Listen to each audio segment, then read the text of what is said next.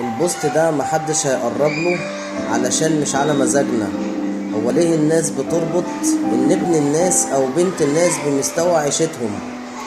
ليه حد غني تقولوا عليه ده ابن ناس، مع ان كلمة ابن الناس دي تتقال على اللي اتربى على الاصول وعلى نهج وفكر ديني سليم؟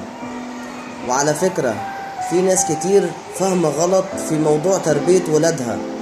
بيبقى شايف انه لازم يشتغل ويطحن نفسه علشان يوفر لهم السعادة ويجيب لهم اللي نفسهم فيه، وبكده رغم ان ربنا ما امرش حد بده.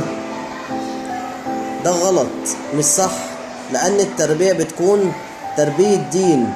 تعلموا الصح من الغلط، الحلال من الحرام، تعلموا الخضوع لكل قواعد الدين والالتزام بيها، تعلموا مجاهدة النفس لرضا ربنا سبحانه وتعالى والبعد عن الشهوات.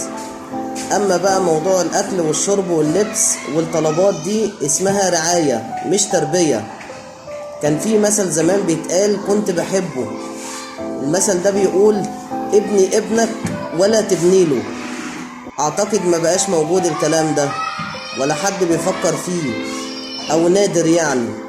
سيظل الصح صح وسيظل الغلط غلط مهما انتشرت الحريات اللي فاهمينها غلط وعاوزين تقنعوا الناس بان الصح بقى غلط واسلوب راجعي وقديم، وان الغلط بقى هو ده الطبيعي والعادي. شكرا.